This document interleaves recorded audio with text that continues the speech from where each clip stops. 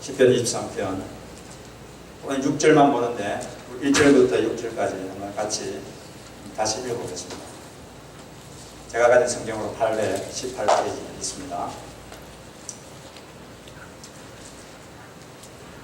같이 한번 읽겠습니다. 시작.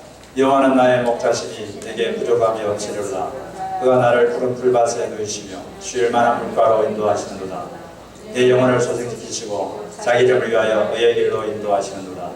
내가 사망의 엄침한 골짜기로 다닐지라도 해를 두려워하지 않을 것은 주께서 나와 함께 하심이라. 주의 지팡이와 막대기가 나를 안위하시나이다.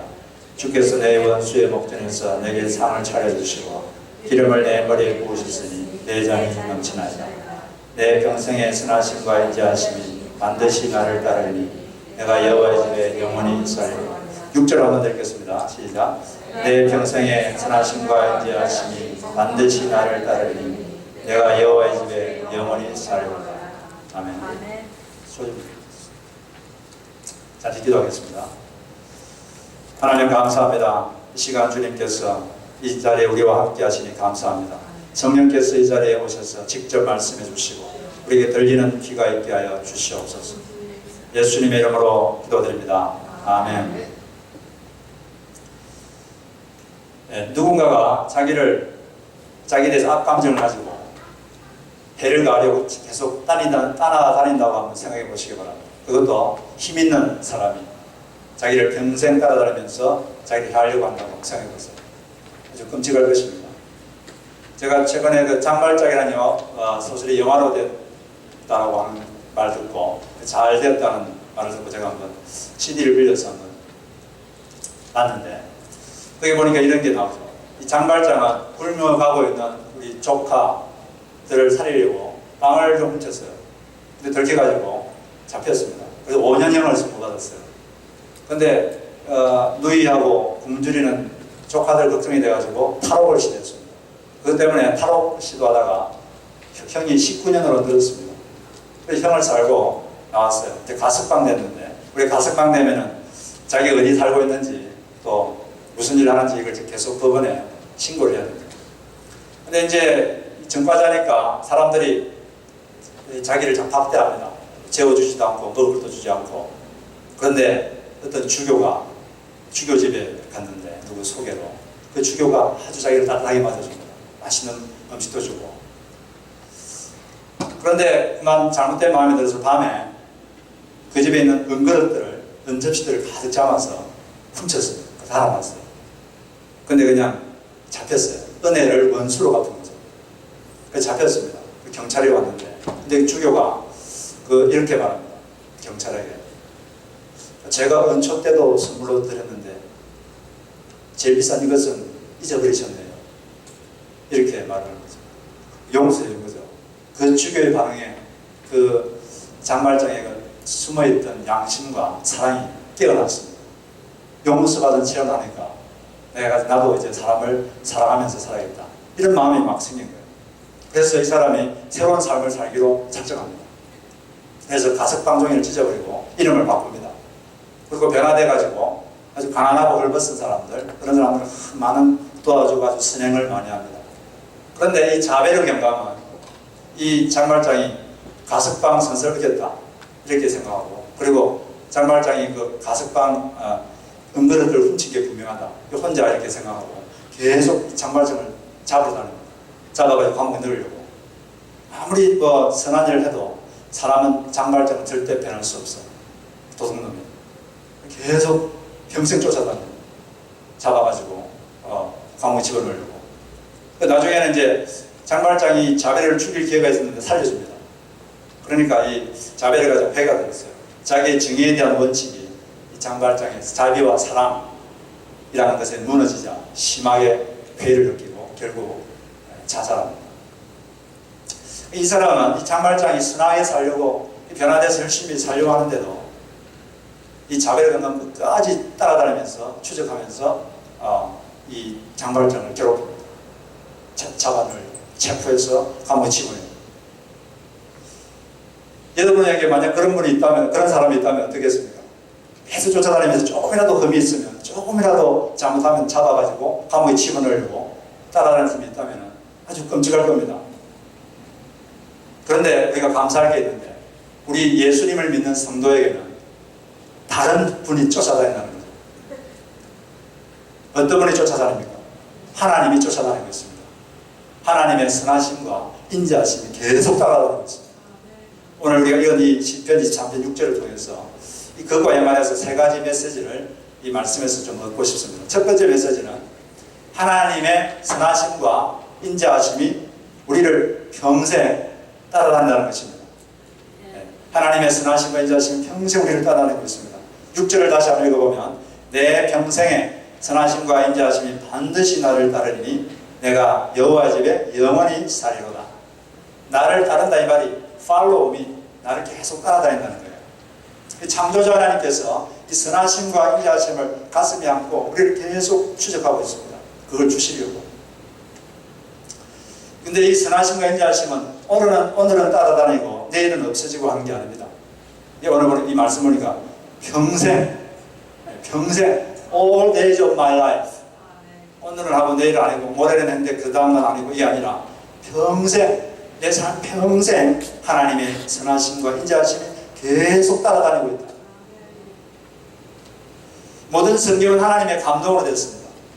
이 성경도 10편 23편도 성경인데 이 성경은, 이 말씀은 하나님의 영감에 의해서 기록된 거예요.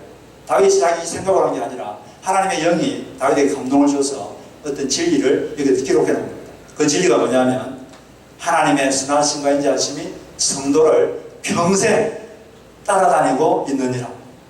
이 분명한 진리를 이 다윗을 통해서 아주 깨끗하게 기록해 놓은 것입니다. 그런데 이 사실이 분명하다는 걸 강조하기 위해서 하나님의 영은 다윗에게 한 가지 단어를 더 삽입하도록 했습니다. 그 단어가 뭡니까? 반드시, surely, 반드시 따를 것이다. 내 평생의 선하심과 인자하심이 반드시 나를 따른다. Surely goodness and love will follow me all the days of my life. 제가 이번 주 초에 이 말씀을 계속 묵상하면서 아 그렇구나. 이 차를 타고 가면서 하나님의 선하심과 인자하심이 계속 나를 따라다니고 있구나. 이 생각하니까 마음이 뭉클한 감동이 있었습니다. 그 깊은 감동을 제가 받은 적이 있습니다. 이 사실을 조금 더 잊지 마시기 바랍니다. 제가 아까 그 영화에 대해서 얘기했는데 이 장발장의 영화의 주제는 사랑입니다. 사랑하면 하나님의 얼굴이 보인다. 이 말로 이 영화는 끝을 맺는데 영화 초반에 이 장발장은 병으로 죽어가는 한 가난하고 비참한 여인, 남편에게 버림받은 여인, 이 판틴의 손을 꼭 잡고 약속합니다. 뭘 약속하냐면 그 판틴, 그 여인이 어떤 여관에 맡겨놓은 자기 딸 코제트를 내가 평생 돌보겠습니다. 이렇게 약속을 합니다. 그리고 그 약속을 지킵니다. 끝까지 이 코제트를 따라다니면서 돌봐줍니다. 자기 목숨이 힘들고 목숨이 위태해도 끝까지 이 코제트를 끝까지 지켜주고 사랑해주고 돌봐줍니다. 비슷한 거죠. 하나님께서는 예수님 믿는 모든 성도들에게 약속하셨습니다. 뭐라고 약속했습니까? 나의 선하심과 인자하심이 반드시 평생 너를 따라다닐 것이다. 단 한순간도 너를 놓치지 않을 것이다. 이것이 하나님의 약속입니다. 그리고 하나님이 한번 약속하셨으면 반드시 지키십니다. 오늘 이 시간에도 그 하나님의 선하심과 인자하심이 여러분을 따라다니고 있는 줄로 믿습니다. 여기서 선하심이라고 했는데 선함의 반대가 악함입니다. 선하심 이 말은 호의적인 이런 뜻인데 favorable. 호의적인 말의 반대말이 뭡니까? 악의적이라는 뜻이죠. 그러니까 하나님이 악의적인 마음을 가지고 우리를 따르는 게 아니라 하나님의 호의적이심, 이것이 우리를 계속 따르고 있다는 거죠. 호의적인 하나님, 호의를 베풀고 계속 따라다니고 있다는 거죠. 또 인자하심 이런 단어가 있는데 이 단어는 히브리어로 헤세드라는 단어인데 이 가장 쉬운 말이 이제 사랑입니다. 가장 간단한 말은 사랑. 인자하심이라 이 말은 사랑으로 바꿀 수 있어요. 대체시킬 수 있는데 NIV에는 love 이렇게 번역하고 있습니다. 그런데 이 헤세드라는 말은 상당히 풍부한 의미를 갖고 있는데 이 단어의 풍부한 의미를 다 알려면 이 단어에 세 가지 의미가 있다는 걸 알아야 됩니다. 첫째는 힘, 둘째는 꾸준함, steadfast, 세 번째는 사랑. 이건데 그러니까 이걸 종합해보면 인간에게 힘을 공급하는 꾸준한 사랑, 이것이 헤세드의 뜻입니다. 사랑은 사랑인데 흔들리지 않는 사랑이에요. 확실한 사랑, 오늘 했다가 내일 흔들리는 이런 변덕적인 사랑이 아니라 꾸준한 사랑, 변치 않는 사랑, 이런 사랑을 헤세드라고 합니다. steadfast love. 이렇게 많이 번역을 합니다. 그리고 또 사랑은 사랑인데 힘을 주는 사랑, 힘을 공급해주는 사랑, 그런 사랑입니다. 그래서 하나님은 꾸준하게 흔들리지 않고 여러분을 처음부터 끝까지 사랑하십니다. 그래서 사랑하셔서 힘을 주시는 하나님인 줄 믿습니다. 구약시대 때 많은 그 찬양이 나오는데 그 찬양 가사가 있잖아요. 노래에 가사가 있듯이 이 찬양 가사에서 가장 자주 쓰이는 가사가 이런 가사입니다. 여호와께 감사하세 그의 선하심과 인자하심이 영원하미로다. 할렐루야. 이 찬양을 찾아가시기 바랍니다. 하나님께서 우리를 이렇게 사랑하시는 이유는 그냥 우리가 자식이기 때문에 그렇습니다. 자식이니까 사랑하는 거예요. 어떻게 하나님 자식이 됩니까? 예수님께서 아주 쉽게 말했죠. 영접하는 자, 곧 그 이름을 믿는 자들에게는 하나님이 자녀가 되는 권세를 주셨느니라. 예수님을 믿으면 하나님 자식이 됩니다. 자식이니까 사랑하는 거예요. 뭘 특별해서 사랑하는 게 아니라 자식이니까 그냥 사랑하는 것입니다. 이 필립 얀시라는 사람이 은혜가 뭔가에 대해서 이렇게 정의를 내렸습니다. 은혜란 하나님의 사랑을 더 받기 위해 할 수 있는 일이 아무것도 없다는 뜻이다. 하나님은 우리를 그냥 자신을 그냥 사랑하는 거예요. 내가 뭘 잘해서 사랑하고 좀 잘못하면 덜 사랑하는 게 아니라 그냥 여러분들 사랑하고 있는 줄로 믿습니다. 그 하나님의 사랑이 끝까지 여러분을 따라다닙니다. 한순간도 놓치지 않고 계속 그 선하심과 인자하심은 평생 여러분을 따라다니고 있습니다. 그런데 이렇게 또 말을 하면 한 가지 질문이 생깁니다. 하나님의 선하심과 인자하심이 나를 따르면 그러면 성도의 삶에는 나쁜 일이 전혀 일어나지 않는가? 이런 질문이 생길 수 있어요. 그러면 성도의 삶에는 나쁜 일은 안 일어나는가? 원치 않는 일은 전혀 일어나지 않는가? 이런 질문을 가질 수 있습니다. 근데 그렇지는 않습니다. 우리 성도의 삶에도 나쁜 일, 나쁘게 보이는 일, 또 원치 않는 일이 생길 수 있습니다. 그런데 그럴 때마다 때에 맞는 은혜가 주어집니다. 피할 길이 주어집니다. 하나님의 선하심과 인자하심이 따르기 때문에 그 결과 뭐가 생기느냐? 힘든 일 가운데서도 때에 맞는 은혜, 피할 길, 이 두 가지가 주어지는 것입니다.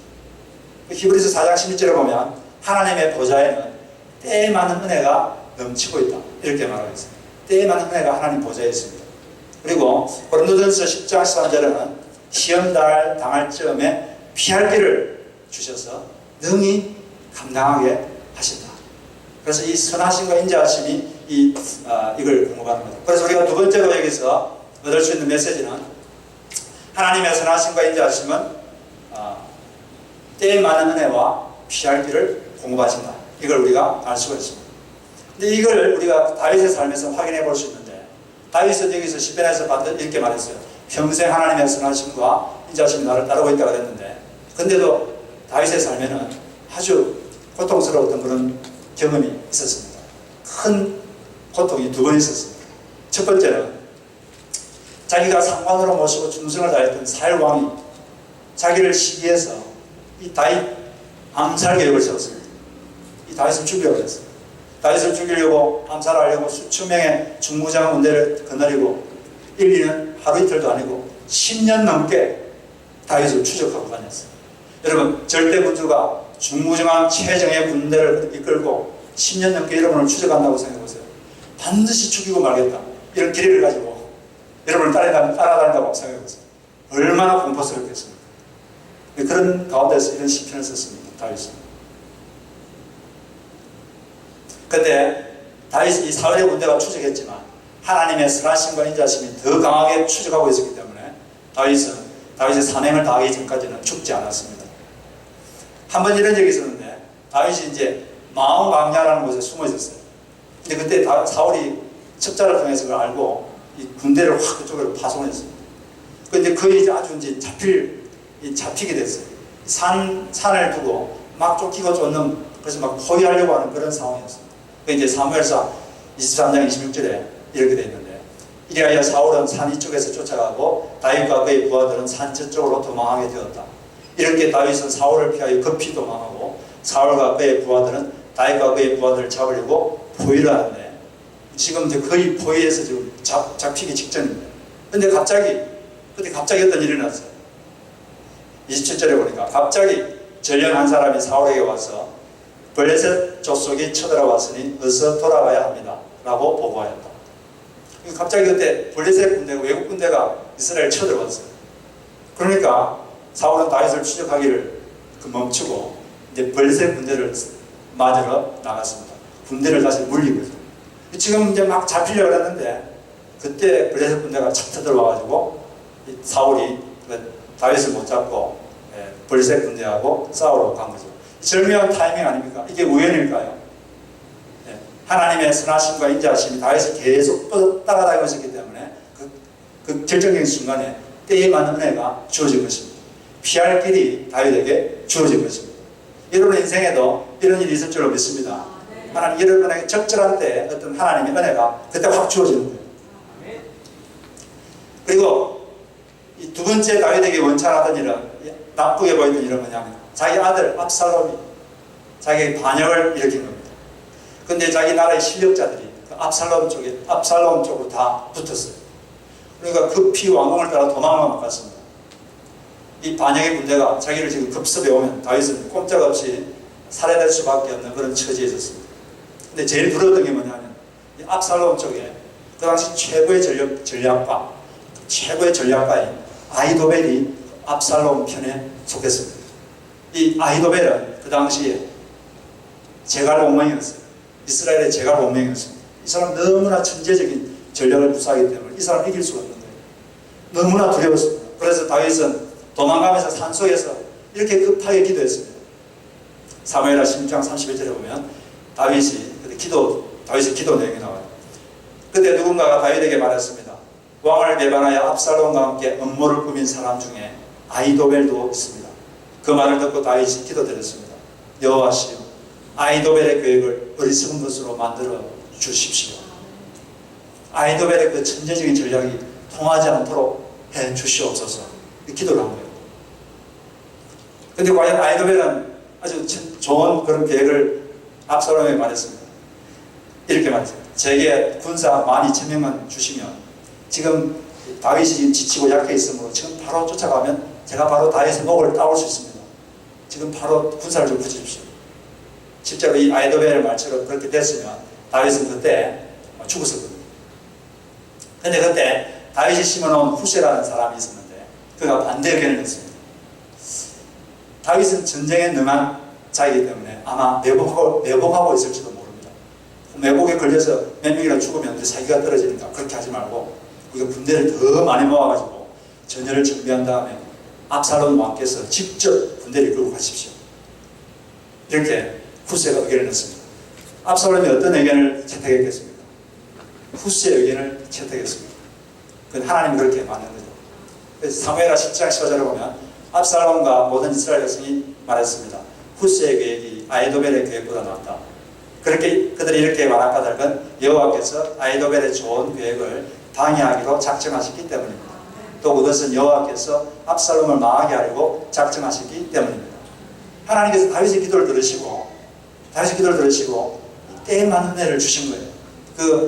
이 압살롬의 마음에 하나님이 작용해서 어리석은 의견을 채택하도록 그렇게 만든 겁니다. 그래서 다윗이 피할 길을 다윗에게 주어졌고 다윗에게 때에 맞는 은혜가 주어진 줄로 믿습니다. 하나님의 선하심과 인자하심 우리를 따라다니고 있기 때문에 여러분 하나님의 보좌에서 여러분 각자에게 때에 맞는 은혜가 주어지는 것입니다. 그리고 피할 길이 시험 당할 적에 피할 길을 해서 여러분이 감당하게 할 수 있도록 그렇게 되는 것입니다. 우리의 삶에도 예기치 않은 일이 올 수가 있습니다. 그러나 하나님의 그런 선하심과 인자심이 있기 때문에 결국 그런 것들도 좋은 일로 바뀔 줄로 믿습니다.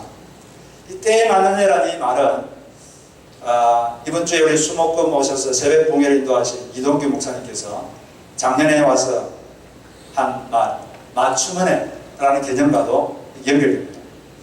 우리 이동규 목사님 맞춤은혜라는 단어를 썼는데 어제도 기승복과 맞춤복이잖아요. 기승복은 어떻습니까? 기승복은 내가 그 옷에다가 내 몸을 맞춰야 돼요. 근데 맞춤복은 어떻죠?